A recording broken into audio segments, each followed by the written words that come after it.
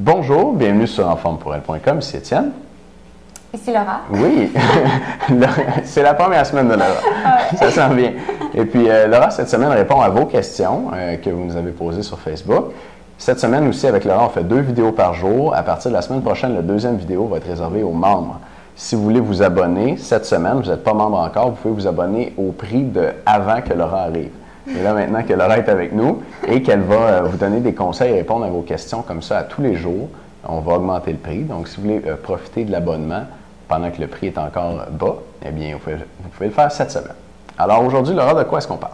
On parle de l'entraînement cardiovasculaire à intervalle versus continu. D'accord. Fait que dans le fond, c'est une question qui revient à plusieurs reprises, je dois dire, c'est de savoir est-ce que c'est mieux de faire de l'intervalle ou est-ce que c'est mieux de faire de plus longue durée mais à la même intensité. Fait que je te dirais que ces deux concepts quand même assez différents. L'intervalle, il y a des avantages dans le sens que ça peut être de moins longue durée, donc, mais plus intense. Fait qu'il ne faut pas oublier que si c'est à intervalle, on pousse notre corps à une certaine intensité et on la ramène à une intensité où est-ce qu'on est confortable. Puis dans le fond, ça va aider énormément à améliorer notre système cardiovasculaire. Fait qu'il y a beaucoup de bénéfices avec l'intervalle. L'affaire avec l'intervalle, c'est que les gens n'aiment normalement pas se pousser à cette intensité-là. Je le comprends aussi.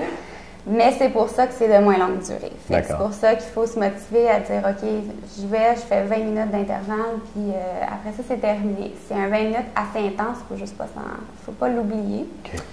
Continu, c'est différent. Dans le fond, c'est de plus longue durée. Fait que tu peux endurer cette vitesse-là ou cette intensité-là pour une plus longue période de temps, des 40, 45 minutes, une demi-heure aussi. Puis dans le fond, ça, c'est quelque chose qui peut être fait à l'extérieur, tu peux faire le rollerblade, ça peut être continu, comme que tu peux faire de l'intervalle aussi sur du rollerblade, c'est libre à vous. Mais les machines à cardio, il y a beaucoup des fois des programmes intervalles ou continu. Vous pouvez jouer, dans le fond, quand on vient à intervalle, vous pouvez jouer avec votre vitesse, comme vous pouvez jouer avec votre résistance.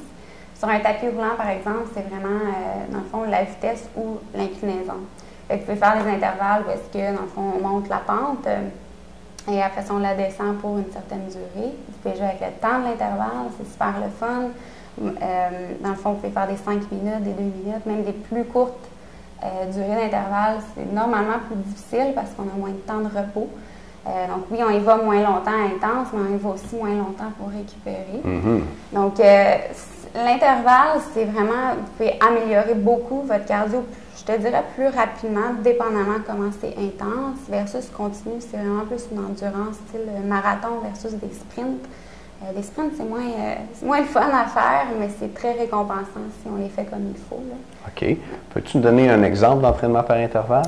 Par exemple, quelqu'un qui veut commencer à courir, justement, c'est une belle façon de commencer, d'initier la course, parce que normalement, des gens qui courent pas, mais on veut pas les faire courir d'une shot 30 minutes, go, on court. Fait que l'intervalle, c'est intéressant là. On peut commencer avec des intervalles de marche. Après ça, on peut augmenter un peu. Tu peux faire un 2 minutes de jogging très, très léger. On revient à 5 minutes de marche, par exemple, ou à l'intensité que vous voulez. Vous pouvez faire ça à l'extérieur. À l'extérieur, tu peux utiliser des poteaux d'électricité ou quoi que ce soit, dire, OK, je vais courir entre ce poteau-là et ce poteau-là. Même si c'est 10 secondes, pour les gens qui ne courent pas normalement, c'est une super belle approche. Puis dans le fond, ça peut aider énormément. Puis plus que vous devenez à l'aise puis confortable, vous pouvez augmenter votre temps de jogging pour être capable de le faire continuer. Intéressant. Oui. Fait que dans la deuxième vidéo aujourd'hui, qu'est-ce que tu vas nous dire? Bien, moi, je vais vous parler dans le fond de comment moi j'applique l'intervalle, dans quel entraînement je vais faire plus de l'intervalle ou du continu. Donc, selon ma préparation à moi. Super, j'ai hâte d'entendre ça. Parfait. OK. Fait qu'on va voir ça dans un instant dans la deuxième vidéo pour les membres. À tout de suite.